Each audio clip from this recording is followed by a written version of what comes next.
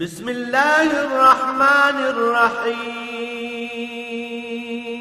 الرحمن علم القرآن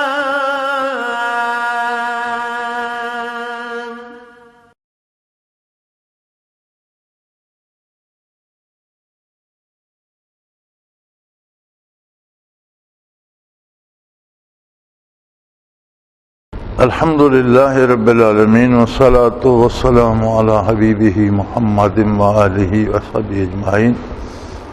اعوذ باللہ من الشیطان الرجیم. بسم اللہ الرحمن الرحیم. وَلَقَدْ كُنْتُمْ تَمَنَّوْنَ الْمَوْتَ مِنْ قَبْلِ أَنْ تَلْقَوْهُ فَقَدْ رَأَيْتُمُوهُ وَأَنْتُمْ تَنْظُرُونَ وَمَا مُحَمَّدٌ إِلَّا رَسُولٌ قَدْ خَلَتْ مِنْ قَبْلِهِ الرُّسُلُ أَفَإِنْ مَاتَ أَوْ قُتِلَ انقلبتم عَلَىٰ أَعْقَابِكُمْ فَمَنْ يَنقلب عَلَىٰ عَقِبَيْهِ فَلَنْ يَضُرَّ اللَّهَ شَيْئًا وَسَيَجْزِي اللَّهُ الشَّاكِرِينَ. اللهم سبحانك لا علم لنا إلا ما علمتنا إنك أنت العليم الحكيم. مولاي صل وسلم دائما أبدا على حبيبك من زانت به الأسر. وہی واقعات زیر بحث ہیں غزوہ احد کے، اور فرمایا وَلَقَدْ كُنْتُمْ تَمَنَّوْنَ الْمَوْتَ، تم ہی وہ لوگ ہو جو شہادت کی تمنا کیا کرتے تھے. بدر کے شہداء کے فضائل جب حضور نبی کریم صلی اللہ علیہ وسلم نے بیان فرمائے تو اکثر صحابہ کبار کو ہوتا تھا کہ اللہ ہمیں شہادت سے سرفراز فرمائے. تو فرمایا یہ کوئی ایسی گھبرانے کی بات تو نہیں ہے، اگر احد میں مسلمان اکثر شہید ہوئے ہیں تو یہ وہ لوگ ہیں کہ جو شہادت کی تمنا کیا کرتے تھے. اللہ نے انہیں شہادت سے سرفراز فرمایا. ایک بزرگ صحابی تھے عمر بن الجموع رضی اللہ تعالی عنہ، وہ ایک ٹانگ سے لنگڑے بھی تھے اور عمر رسیدہ بھی تھے، اور ان کے 4 بیٹے احد میں شریک تھے. انہوں نے تیاری کر لی احد میں جانے کی، تو ان کے بیٹوں نے ان کی منت سماجت کی کہ گھر میں کوئی ہے نہیں، آپ گھر رہ جائیں، ہم 4 آپ ہی کی جگہ جا رہے ہیں. تو وہ نہ مانے، چنانچہ انہوں نے بارگاہ رسالت پناہی میں عرض کی بچوں نے کہ بزرگ ہیں، لڑائی کے قابل بھی نہیں ہیں، عمر رسیدہ ہیں، پھر ان کی ایک ٹانگ بھی صحیح نہیں، لنگڑے ہیں، لنگڑا کر چلتے ہیں، تو انہیں منع فرمایا جائے. حضور اکرم صلی اللہ علیہ وسلم نے طلب فرمایا تو انہوں نے عرض کی یا رسول اللہ، اگر میں عمر رسیدہ ہوں تو میرا دل جنت کو جانے کو نہیں چاہتا. میری بھی تمنا ہے کہ میں نے اس لنگڑی ٹانگ کو اس زمین پر بڑی مدت گھسیٹا ہے، اب میں چاہتا ہوں کہ جنت کے مرغزاروں میں اسے گھسیٹوں. تو حضور مسکرائے اور آپ نے اجازت دے دی، اور احد میں وہ شہید ہو گئے. تو احد میں اکثر صحابہ کبار کو میدان احد میں دفن کر دیا گیا. حضور نبی کریم صلی اللہ علیہ وسلم وہاں اقامت گزین رہے، اہل مکہ کا تعاقب کیا گیا، وہ بھاگ گئے، مسلمانوں کا کیمپ رہا وہاں اور شہداء کو دفن کیا گیا. لیکن بعض لوگ جو چاہتے تھے وہ اپنے شہداء کو مدینہ منورہ لے اور جنت البقیع میں دفن کیا. تو ان کے بیٹوں نے بھی چاہا کہ ہم بھی اپنے والد کو لے جائیں. اب وہ جب ان کو اٹھا کر اونٹ پر رکھتے تو اونٹ اٹھنے سے انکار کر دیتا، اور اتار لیتے تو وہ کھڑا ہو جاتا. تو جب ان کی کوئی کوشش برابر نہ ہوئی تو بارگاہ رسالت پناہی میں عرض کی کہ یا رسول اللہ، یہ معاملہ ہے کہ ہم والد کی میت جب اونٹ پہ رکھتے ہیں تو اونٹ اٹھنے سے انکار کر دیتا ہے. آپ نے فرمایا ان کے ساتھ کوئی دوسرا ان کا ساتھی بھی تھا. عرض کیا گیا فلاں صحابی ان کے ساتھ تھے اور وہ تو شہید نہیں ہوئے. فرمایا انہیں بلاؤ. انہیں پیش کیا گیا تو انہوں نے بیان کیا کہ جنگ شروع ہونے سے پہلے، جہاد شروع ہونے سے پہلے انہوں نے مجھ سے کہا تھا کہ میں دعا کرتا ہوں تم آمین کہو، پھر دعا تم کرنا میں آمین کہوں. تو میں نے دعا کی کہ یا اللہ میں کسی کفر کے بڑے سردار کو ماروں اور اس کی زرہ اور اس کی تلوار غنیمت میں مجھے ملے اور میرے لیے باعث افتخار ہو. انہوں نے آمین کہی۔ پھر انہوں نے دعا کی کہ یا اللہ میں تیری راہ میں یہاں شہید ہو جاؤں اور یہیں اسی میدان میں دفن ہو جاؤں اور قیامت کو یہیں سے اٹھوں۔ تو میں نے آمین کہی تو حضور نے فرمایا کہ یہ آپ مدینہ نہیں لے جا سکو گے، انہیں یہیں دفن کرو، یہی ان کی آرزو تھی، تمنا تھی، خواہش تھی۔ تو اسی طرف اشارہ فرمایا جا رہا ہے وَلَقَدْ كُنْتُمْ تَمَنَّوْنَ الْمَوْتَ، تم ہی تو وہ لوگ ہو جو شہادت کی تمنا کیا کرتے تھے، ان تلقو ہو، اور تمہاری آرزو ہوتی تھی کہ ہمیں بھی شہادت نصیب ہو اور ہمیں بھی اللہ کی راہ میں موت سے واسطہ پڑے۔ فَقَدْ رَأَيْتُمُوهُ وَأَنْتُمْ تَنْظُرُونَ، اور تم نے وہ دیکھ لیا تمہاری نگاہوں کے سامنے، جن کی دلی تمنا تھی پوری ہوئی اور ان کی دعائیں قبول ہوئیں اور وہ شہید ہوئے۔ تو یہ اسے مسلمانوں کا نقصان کہنا صحیح نہیں ہے اور اس سے بد دل ہونے کی ضرورت نہیں، بلکہ یہ تو ان کی قبولیت کا ثمرہ ہے۔ اس کے مقابلے میں کفار کتنے بد نصیب ہیں کہ جو مارے گئے وہ جہنم کا ایندھن بنے، اور جو لڑے ان کے دلوں پر اللہ نے مہر کر دی اور انہیں توبہ کی توفیق نصیب نہیں ہو رہی۔ اور ایک بات یاد رکھیں، ایسے لوگ بھی تھے جو نبی کریم صلی اللہ علیہ وسلم کے خلاف میدان جنگ میں لڑے، جیسے احد میں ابو سفیان سالار تھے رضی اللہ تعالیٰ عنہ، اور خالد ابن الولید رضی اللہ تعالیٰ عنہ جوان سالاروں میں تھے اور رسالے کے ایک افسر کی حیثیت سے شامل تھے۔ لیکن یہ وہ لوگ تھے جو اپنی جماعت کی یا اپنے مسلک کی حمایت میں مقابلہ تو کر رہے تھے، لیکن نبی کریم صلی اللہ علیہ وسلم کی ذات کا احترام کرتے تھے اور کبھی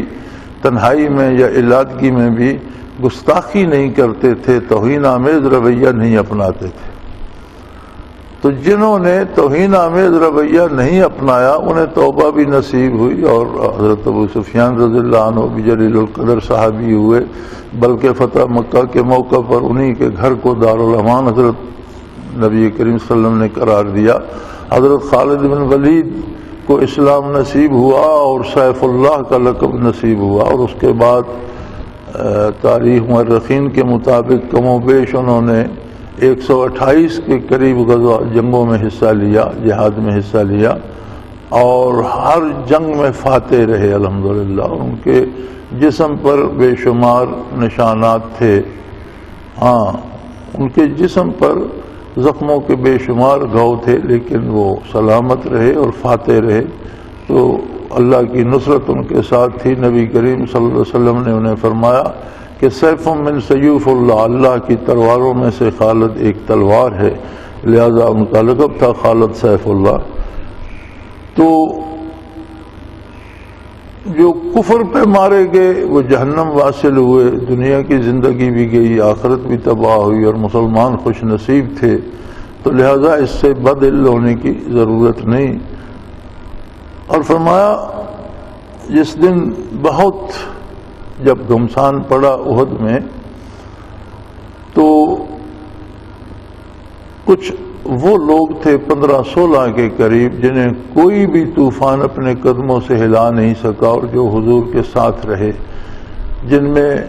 سیدنا ابو بکر صدیق رضی اللہ تعالیٰ عنہ سب سے پہلے تھے، اور مفسرین کرام نے انہیں سید الشاکرین لکھا ہے۔ نبی کریم صلی اللہ علیہ وسلم نے سید الشاکرین فرمایا تھا، اور بعض تفاسیر میں امین الشاکرین کے الفاظ ہیں۔ تفسیر قرطبی میں، بحر محیط میں،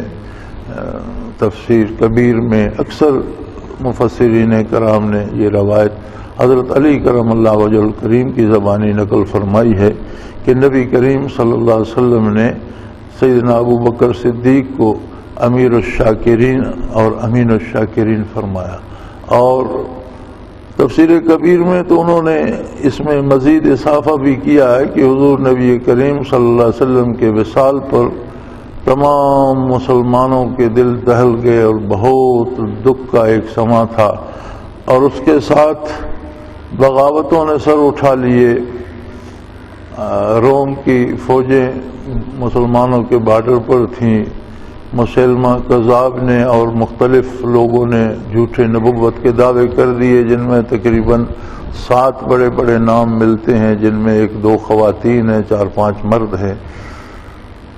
اور ایک اور فتنہ اٹھ کھڑا ہوا، بعض لوگوں نے مرکز کو زکوٰۃ دینے سے انکار کر دیا کہ نبی کریم کے زمانے میں تو ہم مرکز کو دیتے تھے، اب ہم نہیں دیں گے، ہم جانے ہمارا مال جانے۔ تو انتہائی ایک بے بسی کا عالم تھا، جس میں سیدنا ابو بکر صدیق رضی اللہ عنہ کا اثبات قابل دید ہے کہ آپ نے وہ لشکر جو روم کے خلاف نبی کریم صلی اللہ علیہ وسلم نے ترتیب دیا تھا، وہ جا نہ سکا تھا کہ حضور کا وصال ہو گیا، اسے بھی اس کی ڈیوٹی پہ روانہ فرمایا اور جھوٹے مدعیان نبوت کے خلاف اعلان جہاد کر دیا۔ اکیلے مسلمہ کذاب کے ساتھ 40,000 جنگجو تھے اور پہاڑی علاقے کا رہنے والا اور بڑی جفاکش قوم تھی، لیکن آپ نے اس کے خلاف بھی لشکر کشی کا حکم دے دیا اور منکرین زکوٰۃ پر بھی لشکر کشی کا حکم دے دیا۔ سیدنا فاروق اعظم رضی اللہ تعالی عنہ جیسے عظیم شجاع اور بہادر نے بھی عرض کی کہ امیر المومنین، مدینہ میں تو آپ اکیلے رہ جائیں گے تو دارالخلافہ کا کیا ہوگا کہ آپ سب افراد کو ادھر ادھر اطراف میں جہاد پر بھیج رہے ہیں۔ تو آپ نے فرمایا کہ اگر میں اکیلا رہ جاؤں اور مجھے اندیشہ ہو کہ جنگل کے بھیڑیے مجھے چیر پھاڑ دیں گے، تب بھی جب تک ابو بکر کے دم میں دم ہے، جو پیغام حضور نے دیا ہے اس میں کوئی ایک نقطہ بڑھا نہیں سکے گا، کوئی ایک نقطہ کم نہیں کر سکے گا، ہم اس کی پوری حفاظت کا حق ادا کریں گے۔ چنانچہ اللہ کریم نے کامیابی فرمائی، ہر محاذ پر آپ کو منکرین زکوٰۃ کو بھی شکست ہوئی، انہوں نے اطاعت قبول کی۔ مسلمہ کذاب واصل جہنم ہوا قتل ہو کر، اور 1-2 مدعیان نبوت کو توبہ نصیب ہو گئی، باقی قتل ہو گئے، ایک خاتون کو اور ایک آدھ کو توبہ نصیب ہو گئی۔ تو یہ وہ تاریخی اسبات تھا جو ابو بکر صدیق رضی اللہ تعالی عنہ کو نصیب ہوا۔ ایک اصول ہے کہ جہاں سے بھی کوئی عظیم شخصیت گزرتی ہے، اس کے وجود کی برکات ہوتی ہیں، اس کی اپنی ایک حیثیت ہوتی ہے جس سے لوگ منسلک ہوتے ہیں، اور ایک بہت بڑا اجتماع ہوتا ہے۔ لیکن جب وہ حیثیت گزرتی ہے، وہ ہستی دنیا سے سفر کرتی ہے، تو جتنی بڑی ہستی ہوتی ہے اتنا بڑا خلا پیدا ہو جاتا ہے، اور جب خلا پیدا ہوتا ہے تو اس میں عجیب قوتیں در آتی ہیں، چونکہ فضا خالی نہیں رہتی۔ جب خلا پیدا ہوتا ہے تو مختلف قوتیں اس میں دخل اندازی کرتی ہیں۔ اب نبی کریم صلی اللہ علیہ وآلہ وسلم ساری مخلوق، ساری کائنات میں بے مثل و بے مثال ہستی تھی، اللہ کا عظیم اور آخری نبی صلی اللہ علیہ وسلم۔ جب آپ نے دنیا سے سفر فرمایا اور پردہ فرمایا تو اتنا بڑا خلا پیدا ہوا جس کا تصور نہیں کیا جا سکتا، اور ساری امت حضور کے نام نامی سے ریلیٹڈ تھی، سب کی نسبت آپ صلی اللہ علیہ وسلم سے تھی۔ جب حضور کا وصال ہو گیا تو سب کے سامنے جیسے اندھیرا چھا گیا، کوئی سمجھ نہیں آتی تھی کیا کرے اور اس تاریکی میں کون سنبھالے۔ پھر مختلف جو مخالف قوتیں تھیں انہوں نے دراندازی کی کوشش کی، تو سیدنا صدیق اکبر رضی اللہ تعالی عنہ کو وہ ثبات عطا فرمایا اللہ کریم نے کہ آپ نے خلافت و نیابت کا حق ادا کر دیا، اور اللہ کے بھروسے پر پوری قوت سے دین کا دفاع کیا، دینی ریاست کا دفاع کیا، اور الحمدللہ تمام مخالف قوتوں پر فتح پائی، اور پھر سے اسلامی ریاست کو اپنے صحیح راستے پہ رواں دواں کر کے بعد میں آنے والوں کے حوالے کیا اور سیدنا فاروق اعظم رضی اللہ عنہ کے سپرد کیا۔ تو یہاں یہی بات ہو رہی ہے کہ تمہیں ذوق شہادت تھا، اللہ نے اس کی تکمیل کر دی، اور تم دیکھ رہے تھے کس طرح اللہ نے اس کی تکمیل کی اور کس طرح موت آئی۔ وما محمد الا رسول، حضرت محمد صلی اللہ علیہ وآلہ وسلم اللہ کے رسول ہیں، یعنی صفات الوہیت میں آپ شریک نہیں صلی اللہ علیہ وسلم۔ کائنات میں کوئی آپ کی مثل نہیں، کوئی دوسرا فرد اللہ نے ایسا تخلیق ہی نہیں فرمایا، لیکن اس کے باوجود آپ اللہ کے بندے اور اللہ کے رسول ہیں۔ واقعہ یوں ہوا کہ جب یہ بدر میں پلٹ کر کفار نے پیچھے سے حملہ کر دیا، آگے سے بھی پلٹ کر دیا، اور ایک کوہرام مچ گیا اور لوگ زخمی ہو کر گر رہے تھے، شہید ہو رہے تھے، اور اس طرح طوفان مچا تھا کہ کچھ سمجھ نہیں آ رہی تھی، اتنی گرد اڑی، اتنے گڈمٹ ہو گئے لوگ کہ بعض صحابہ، خود صحابہ کے ہاتھوں شہید ہو گئے، پہچان نہیں ہو رہی تھی کون کون ہے، سامنے آیا تلوار چلا دی۔ تو اس حال میں شیطان نے آواز لگائی، ان محمدًا قد قتل۔ ایک آواز آئی جسے مسلمانوں نے بھی سنا، کافروں نے بھی سنا کہ حضرت محمد صلی اللہ علیہ وسلم شہید ہو گئے۔ اب اس افراتفری کے عالم میں یہ آواز بڑی ہی حوصلہ شکن تھی، اور اس کے دو طرح کے اثرات مرتب ہوئے صحابہ کرام پر۔ بعض لوگوں نے تو بالکل یہ فیصلہ کر لیا یہ آواز سننے کے بعد کہ جب حضور نہیں رہے، شہید ہو گئے، اور جس مشن پر آپ نے جان دی، ہمیں اب باقی رہ کر کیا کرنا ہے، ہمیں اس مشن پر شہید ہونا ہے، وہ جان توڑ کر لڑے۔ کچھ ایسے حضرات بھی تھے کہ جن کا جب حضور ہی نہیں رہے، جن کی خاطر ہم جان ہتھیلی پہ لے کر میدان میں اترے تھے، تو پھر کس کے لیے لڑے؟ تو عجیب سا ایک سما پیدا ہو گیا کہ ایک صحابی نے حضور نبی کریم صلی اللہ علیہ وسلم کو پہچان کر آواز لگائی کہ حضور یہاں جلوہ افروز ہیں اور تمام مسلمان یہاں جمع ہو جاؤ۔ تو اس ابتری میں سے پھر مسلمان وہاں جمع ہوئے اور دوبارہ جی توڑ کر حملہ کیا کہ مکہ والوں کے پاؤں اکھڑ گئے، اور کئی ہیلوں تک پھر ان کا تعاقب صحابہ کرام نے کیا۔ اس میں مفسرین کرام لکھتے ہیں کہ اکثر صحابہ کرام زخمی تھے اور چل نہیں سکتے تھے، لیکن تعاقب کر رہے تھے کہ دوسرے کے کندھے کا سہارا لے کر، وہ دوسرا خود زخمی ہوتا تھا، تھوڑی دور اس کا سہارا لے کر چلتے، پھر وہ اس کو کہتا اب تم مجھے سہارا دو، تو وہ اس کے سہارے پہ تھوڑی دور چلتا۔ اس طرح انہوں نے اہل مکہ کا تعاقب کر کے اسے بھگا دیا اور واپس احد میں حاضر ہوئے، اور حضور وہاں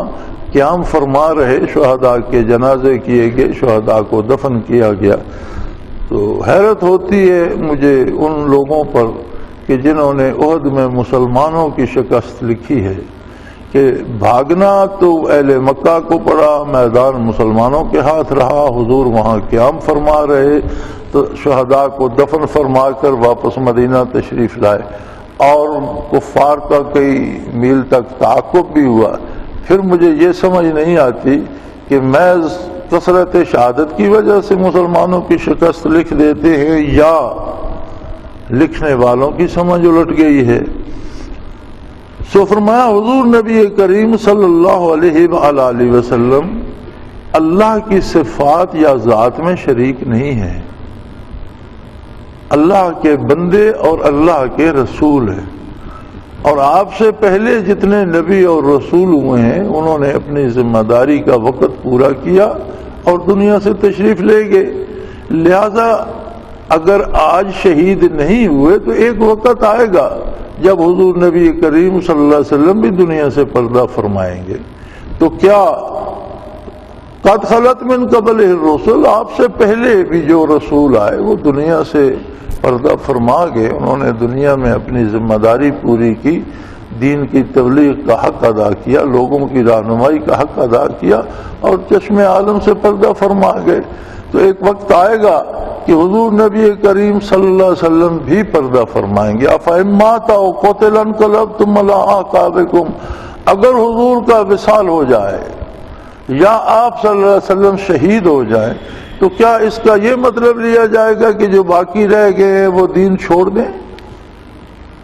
یعنی کوئی آپ لوگ حضور نبی کریم صلی اللہ علیہ وسلم کی پوجا نہیں کر رہے ہو، حضور نبی کریم صلی اللہ علیہ وسلم کو معبود نہیں مان رکھا،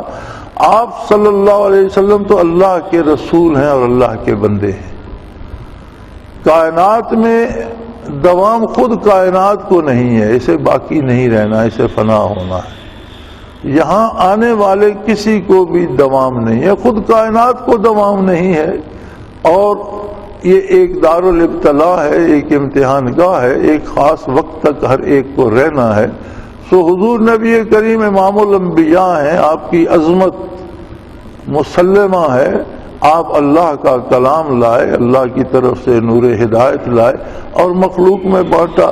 اب اگر آپ دنیا سے پردہ فرما جائیں تو کیا لوگ آپ کی اطاعت چھوڑ دیں گے؟ یہ تو دین نہیں ہے۔ دین تو یہ ہے کہ جو کچھ حضور نے سکھایا ہے اسی پر جان دی جائے اور اسی پر زندہ رہا جائے۔ چنانچہ افہم ماتاؤ قتل انقلبتم علی اعقابکم، اگر حضور پردہ فرما گئے یا شہید ہو گئے تو لوگوں کیا تم اپنے الٹے پھر جاؤ گے اور دین چھوڑ دو گے؟ وَمَن يَنْقَلِبْ عَلَىٰ عَقِبَيْهِ فَلَن يَضُرَّ اللَّهَ شَيْئًا، اور جو دین سے الٹے قدموں پھر جائے گا، جو دین پر عمل ترک کر دے گا، وہ اللہ کا کچھ نہیں بگاڑے گا، وہ اپنی تباہی کے اسباب پیدا کرے گا۔ دین میں بنیاد ہے نبی کریم صلی اللہ علیہ وسلم سے تعلق، محبت اور آپ کا اتباع۔ زبانی کہتے رہنا کہ مجھے اللہ کے رسول صلی اللہ علیہ وسلم سے پیار ہے، محبت ہے، عشق ہے، زبانی دعویٰ کرتے رہنا کہ میں آپ صلی اللہ علیہ وسلم کا غلام ہوں، میں مسلمان ہوں، اس کی حیثیت نہیں ہے۔ حیثیت ہے عمل کی اور خلوص کے ساتھ عمل کی، کہ کوئی دل کی گہرائی کے ساتھ آپ کی اطاعت کرتا ہے یا نہیں۔ جہاں تک محبت اور نسبت کا تعلق ہے تو محبت کا تقاضا بھی یہ ہوتا ہے کہ فَإِنَّ الْمُحِبَّ لِمَن يُحِبُّ مُطِيعُ، محبت کا تقاضا یہ ہوتا ہے کہ محبت کرنے والا جس سے محبت کرتا ہے اس کی خلوص دل سے اطاعت کرتا ہے، اس کی مخالفت نہیں کرتا، اس کی پسند کے خلاف کام نہیں کرتا، اس کی پسند کے خلاف بات نہیں کرتا۔ تقاضائے محبت بھی یہی ہے۔ اگر محبت دین ہے، حضور صلی اللہ علیہ وسلم کی محبت دین ہے، آپ پر ایمان لانا دین ہے، آپ کا دیا ہوا کلمہ حق قبول کرنا دین ہے، تو اس کا تقاضا یہ ہے کہ پھر زندگی بھر آپ صلی اللہ علیہ وسلم کی ہر امر میں اطاعت کی جائے۔ اور جو اطاعت نہیں کرے گا وَمَن يَنْقَلِبْ عَلَىٰ عَقِبَيْهِ، جو بھی اس عہد سے پھر جائے گا۔ آج ہم دیکھیں ہمارا دعویٰ اسلام تو موجود ہے، لیکن ہم دوسروں پر تنقید کی بجائے اپنی اپنی عملی زندگی کو دیکھ لیں، کسی ایک دن کو دیکھ لیں کہ صبح سے لے کر شام تک کے میرے کاموں میں کتنی میں نے اطاعت کی ہے نبی کریم صلی اللہ علیہ وسلم کی اور کتنی نافرمانی کی ہے۔ ایک بزرگ فرمایا کرتے تھے کہ کسی دن ایک کاپی پنسل لے لو اور صبح جب بیدار ہوتے ہو تو جو کام کرو، جو بات منہ سے نکلے وہ لکھتے جاؤ، رات سونے تک ایک دن کا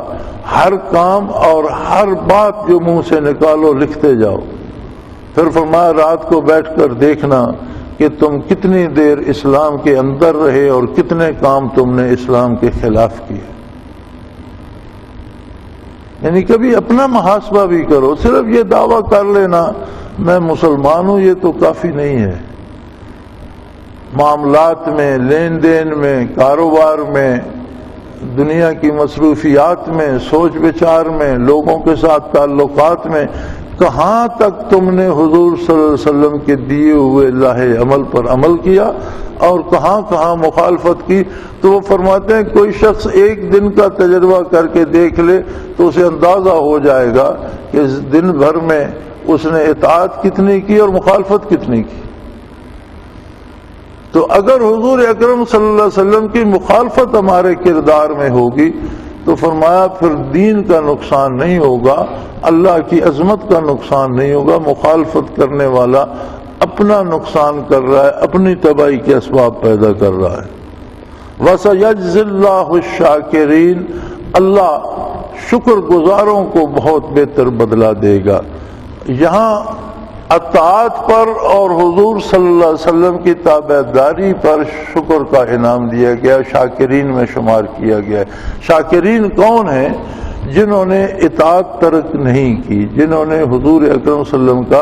اتباع کیا، مقدور بھر جتنی ان میں ہمت تھی، جو کام انہوں نے کیا انہوں نے خلوص دل سے کوشش کی کہ حضور اکرم صلی اللہ علیہ وسلم کے حکم کے مطابق کیا جائے، اور یہی زندگی کا حاصل ہے۔ دار دنیا میں آپ صلی اللہ تعالی علیہ وسلم کی ذات ستودہ صفات ہی ایک رول ماڈل ہے، ایک ایسی ہستی ہے کہ جس نے جو فرمایا اور جو کیا وہ کرنا اللہ کی رضا کا سبب ہے، اور حضور کا اتباع چھوڑ دینا یہ سب سے بڑی بدبختی ہے۔ اور اس سے بڑی بدبختی ایک اور ہے، لوگ اپنی خواہشات کی تکمیل کے لیے یا دنیاوی مفادات کے لیے رسومات ایجاد کر لیتے ہیں اور دعویٰ کرتے ہیں کہ اس پہ عمل کرنا بڑا ثواب ہے، حالانکہ اس کا حکم نہ نبی کریم صلی اللہ علیہ وسلم سے ثابت ہے، نہ متقدمین سے ثابت ہے، نہ اس کا حضور نے حکم دیا۔ تو آپ صلی اللہ علیہ وسلم نے فرمایا کہ جس نے جان بوجھ کر مجھ پر جھوٹ بولا، من کذب علیہ متعمدن، جس نے دنیاوی مفاد کے لیے یا لوگوں کو رجھانے کے لیے یا بڑا بننے کے لیے یا لوگوں سے مال بٹورنے کے لیے میری ذات پر جھوٹ بولا، فَلْيَتَبَوَّأْ مَقْعَدَهُ مِنَ النَّارِ، اس کا ٹھکانہ وہ اپنا دوزخ میں تلاش کر لے، وہ ہمیشہ دوزخ میں رہے گا۔ تو آج ہمارے پاس خالص دین کی بجائے اور خالص دین پر عمل کرنے کی بجائے آج کے ماحول کو دیکھا جائے اور اپنے ملک کو دیکھا جائے تو ہمارے ہاں خصوصاً پاکستان میں اتنی رسومات جاری کر دی گئی ہیں دین کے نام پر جن کا دین سے کوئی تعلق نہیں، اور پھر مزے کی بات یہ ہے کہ ان رسومات کی ہم پورے اپنے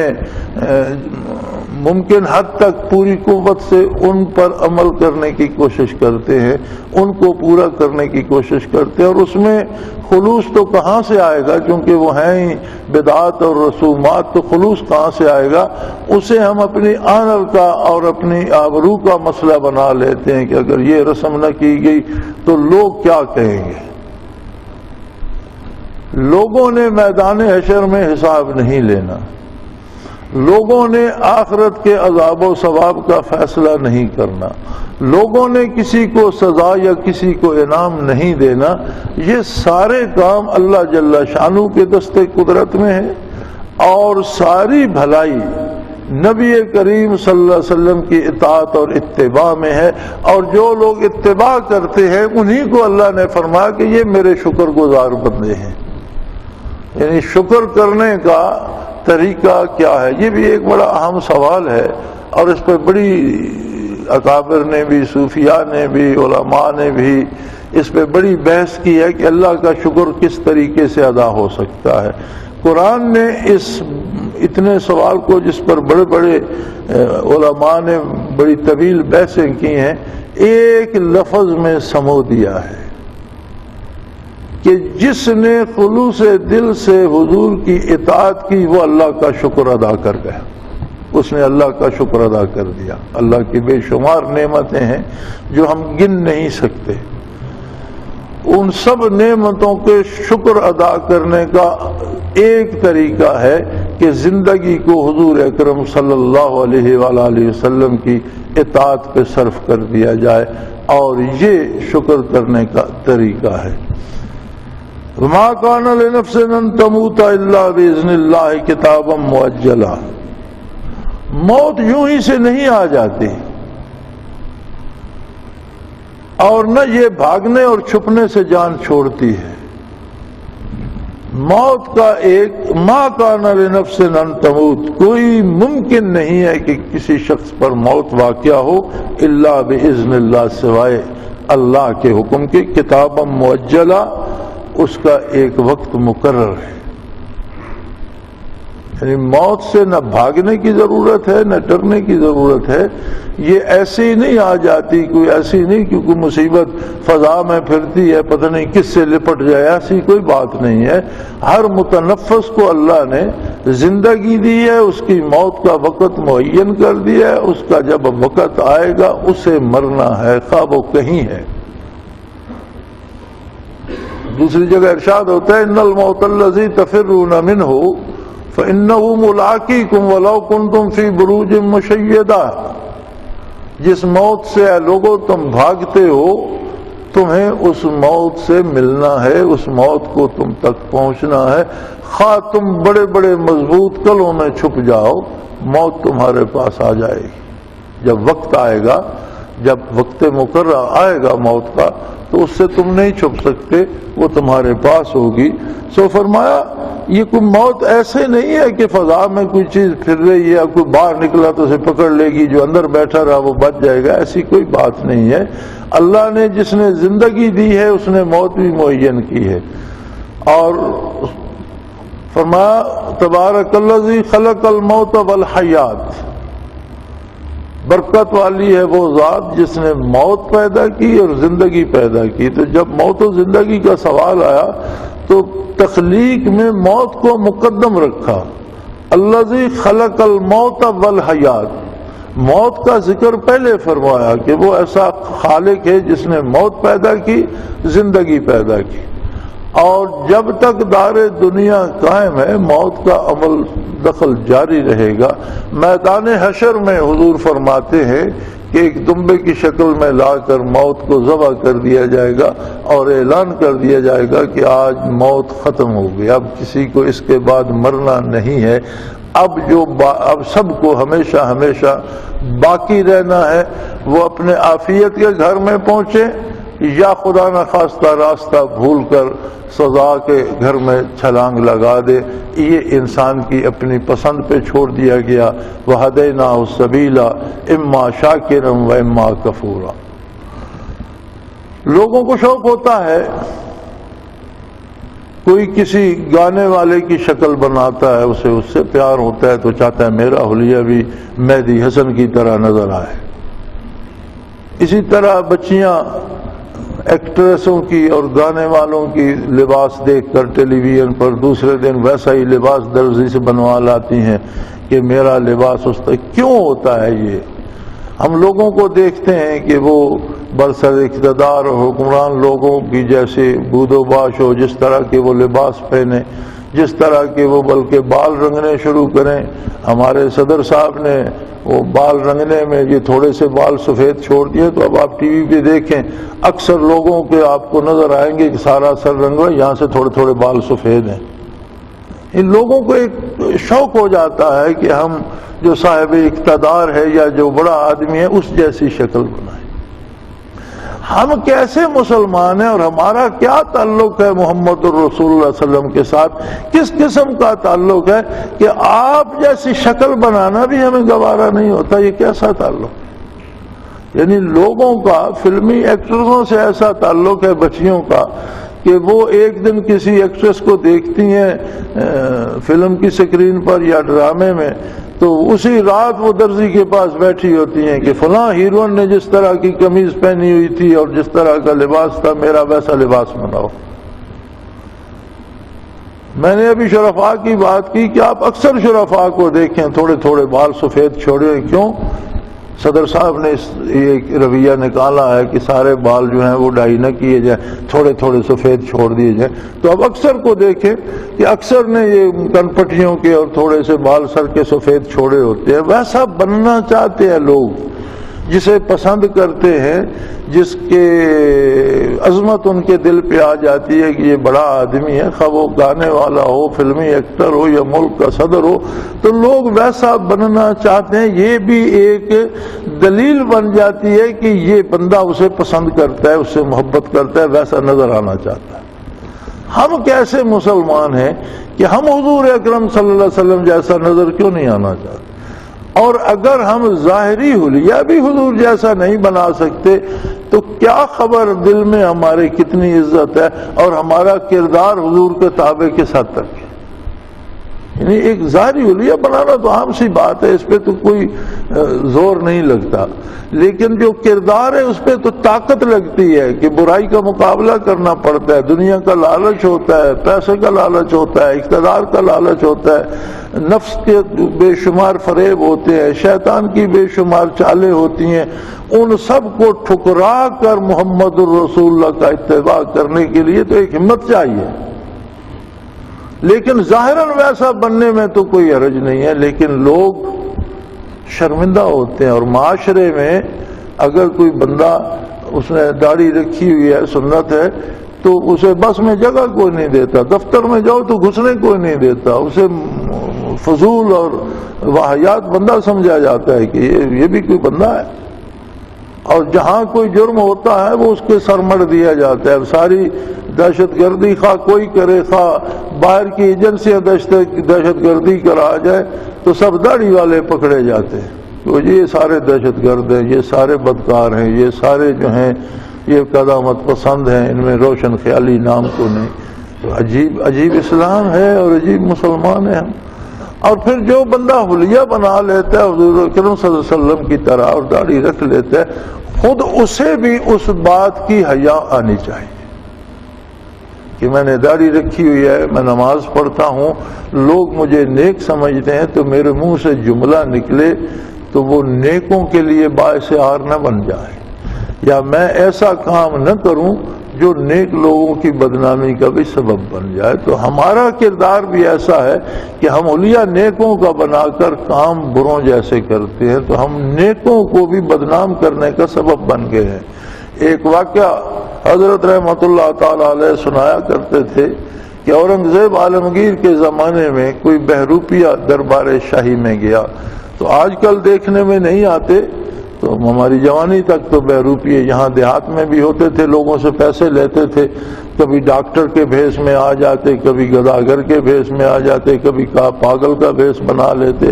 اور وہ اتنے ماہر ہوتے تھے بھیس بنانے میں کہ آدمی پہچان نہیں سکتا تھا، وہ سچ مچ سمجھتا تھا ویسا ہی ہے، تو وہ جب بات کھولتے تو پتہ چلتا کہ ہم نے آپ کو دھوکہ دے دیا، ہمیں انعام دیں۔ تو وہ دربار شاہی میں کوئی بھیس بنا کر حاضر ہوا تو بادشاہ نے پہچان لیا اور اس نے کہا تم بہروپیے نظر آتے ہو۔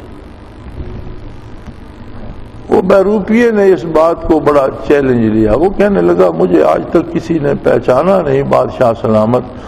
اب یہ میرے فن کی توہین ہے، میں آپ کو دھوکہ ضرور دوں گا، آپ مجھے نہیں پہچانیں گے۔ تو بادشاہ نے فرمایا کہ میں تجھے 2000 اشرفی انعام دوں گا اگر تو اس میں کامیاب ہو گیا۔ تو یہ وسط ہندوستان میں نیشا پور کا علاقہ ہے، بڑے جنگلات ہیں گھنے، وہ نیشا پور کے جنگلوں میں نکل گیا، وہاں شاہی شکار گاہ بھی تھی، تو جنگل میں جا کر ایک ندی کنارے جھونپڑی ڈال کر بیٹھ گیا، نہ کسی سے بات کرتا نہ کچھ کھاتا پیتا، جب کوئی نہ ہوتا تو کوئی اپنی خوراک کا انتظام کر لیتا، لیکن کسی شخص نے اسے کھاتے پیتے نہیں دیکھا۔ تو آہستہ آہستہ وہ جو چرواہے گڈریے جنگل میں ہوتے تھے وہ اس کے پاس آتے بیٹھے رہتے، نہ وہ بات کرتا نہ انہوں نے اسے کھاتے پیتے دیکھا، وہ آہستہ آہستہ شہرت ہونے لگی اور دیہات کے لوگ آنے لگے، پھر بات شہروں تک پہنچی،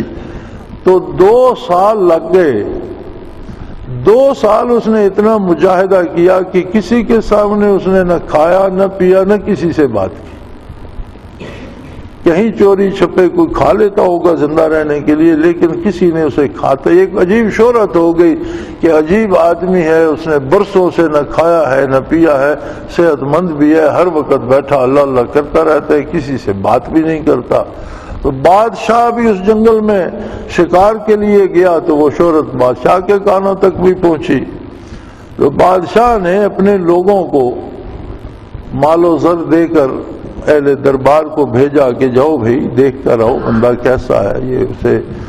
نذرانہ پیش کرو، پیسے شیسے دو، یہ سونا لے جاؤ، جواہرات لے جاؤ۔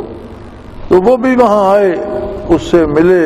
بڑی دولت پیش کی، اس نے نہ ان سے بات کی نہ ان سے کوئی چیز لی، اس نے ٹھکرا دی۔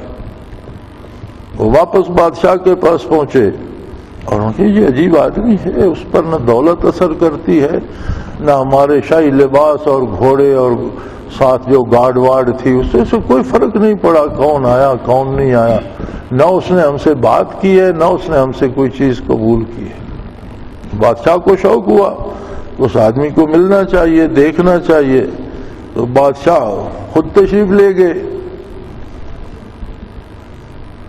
بادشاہ سلامت بھی گئے تو اس نے پرواہ نہیں کی، بس وہ بیٹھے رہے،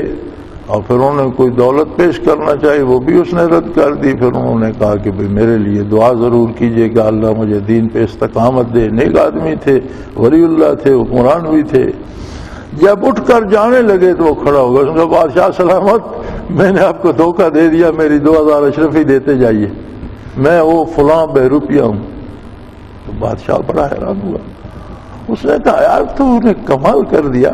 چلو مجھے تو دھوکہ دے دیا، 2000 کا تو حقدار ہو گیا، لیکن یہ جو میرے عمرائے سلطنت لے کر آئے تھے یہ تو ایک ایک کے پاس 2000 اشرفی سے زیادہ مال تھا، وہ کیوں نہیں لے لیا تو؟ تیرے پاس دولت بھی آ جاتی اور یہ تیرا بھرم بھی رہ جاتا، اور لوگ اور تجھے دولت دیتے رہتے کہ بادشاہ نے بھی انعام دیا ہے۔ اور پھر جب میں آیا تو میں نے جو دولت پیش کی وہ بھی 2000 اشرفی سے کئی گنا زیادہ تھی، وہ کیوں نہیں لی تو نے؟ اور 2000 اشرفی کے لیے اب چیخ پڑا ہے کہ میری 2000 اشرفی دیتے جاؤ، تو یہ ساری تیری 2 برسوں کی محنت بھی ضائع گئی۔ ہر بندے کو پتہ لگ گیا، پہلے تو سمجھی بیٹھے تھے کہ بڑا کوئی ولی اللہ ہے، اب سب کو پتہ لگ گیا بہروپیہ ہے، تو نے اپنا بھی نقصان کر لیا اور صرف 2000 اشرفی کے لیے چمٹ گیا ہے۔ تو وہ کہنے لگا کہ حضور مجھے اللہ سے حیا آتی تھی کہ میں نے حلیہ نیک لوگوں کا بنایا ہوا ہے، ایسا کام نہ کروں کہ نیک بدنام ہو جائے، اس لیے میں نے دولت ٹھکرا دی۔ یعنی ایک بہروپیہ تھا، خلوص سے وہ شکل نہیں بنائی ہوئی تھی، بادشاہ کو دھوکہ دینے کے لیے ایک حلیہ بنایا ہوا تھا۔ وہ بھی کہنے لگا کہ مجھے اللہ سے حیا آ گئی کہ میں نے حلیہ نیکوں کا بنا رکھا ہے، کام بدکاروں جیسے نہ کروں کہ نیکوں کے نام کو بھی بدنام نہ کروں۔ تو ہم میں تو ان بہروپیوں جتنی بھی حمیت باقی نہیں رہی کہ اگر ہم حلیہ بنا لیتے ہیں حضور نبی کریم صلی اللہ علیہ وسلم جیسا، تو پھر ہم کرتوت ایسے کرتے ہیں کہ ہم نیکوں کی بدنامی کا سبب بن جاتے ہیں۔ تو بندے کو توفیق ہو اور اللہ تعلق نصیب کرے تو حلیہ بھی حضور جیسا بنائے، اور پورے خلوص سے کوشش کرے کہ اس کا کردار بھی حضور صلی اللہ علیہ وسلم کے حکم کے تابع ہو جائے۔ تو یہ راستہ نجات کا ہے۔ اور جہاں تک تعلق ہے موت کا، تو فرمایا موت بھاگے سے یا بہانوں سے نہیں ٹلتی، اللہ کی طرف سے وقت مقرر ہے، جتنی فرصت کسی کو یہاں رہنے کی ہے وہ ملے گی۔ وَمَن يُرِدْ ثَوَابَ الدُّنْيَا نُؤْتِهِ مِنْهَا، جو زندگی کو دنیا کے لیے صرف کر جاتا ہے اور آخرت کی طرف توجہ ہی نہیں کرتا، فرمایا کچھ نہ کچھ اسے ہم دے دیتے ہیں دنیا کا، نُؤْتِهِ مِنْهَا، دنیا میں سے کچھ نہ کچھ اسے مل جاتا ہے۔ وَمَن يُرِدْ ثَوَابَ الْآخِرَةِ نُؤْتِهِ مِنْهَا، اور جو آخرت چاہتا ہے اسے آخرت سے حصہ نصیب ہو جاتا ہے۔ وَسَنَجْزِي الشَّاكِرِينَ، اور یہ بات یاد رکھو کہ انعام انہی لوگوں کو ملے گا جو شکر گزار ہوں گے، اور شکر گزار ان لوگوں کو فرمایا گیا جو نبی کریم صلی اللہ علیہ وسلم کی اطاعت ایماناً بھی اور عملاً بھی، عقلاً بھی سوچ سمجھ کر ارادی طور پر محبت اور پورے خلوص سے کریں گے، وہ اللہ کے شکر گزار بندے ہوں گے۔ وآخر دعوانا ان الحمدللہ رب العالمین۔ اللہ اللہ اللہ اللہ اللہ اللہ اللہ اللہ۔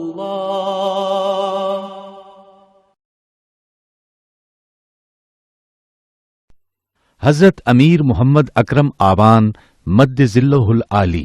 دارالعرفان منارہ ضلع چکوال میں سالہ سال سے قرآن و حدیث کے اوپر خطابات کر رہے ہیں اور سلسلہ نقشبندیہ اویسیہ کے مطابق لوگوں کو ذکر الہی کی تربیت دے رہے ہیں۔ وہ قرآن پاک کی تفسیر ترتیب وار بیان کر رہے ہیں۔ تفسیر قرآن کو وہ موجودہ ملکی اور بین الاقوامی حالات کے مطابق بیان کرتے ہیں۔ موٹر وے سے کلر کہار کے انٹرچینج سے نکلتے ہوئے کلر کہار کی جھیل سے ہوتے ہوئے میانی، بوچھال اور نور پور سے گزرتے ہوئے دارالعرفان منارہ پہنچ سکتے ہیں۔ حضرت امیر محمد اکرم آوان نے بچیوں اور بچوں کی دینی اور دنیاوی تعلیم کے لیے سقارہ اکیڈمی کے نام سے ایک درسگاہ بھی قائم کی ہے، جس کا افتتاح ملک پاکستان کے صدر جنرل محمد ضیاء الحق نے اپنے دست مبارک سے کیا تھا۔ وہ تمام احباب جو اسلام کی طلب رکھتے ہیں ان سے گزارش ہے کہ دارالعرفان منارہ ضلع چکوال میں امیر محمد اکرم آوان صاحب کے خطابات سے مستفید ہوں۔ وہ ہر جمعے کو نماز سے پہلے بیان فرماتے ہیں۔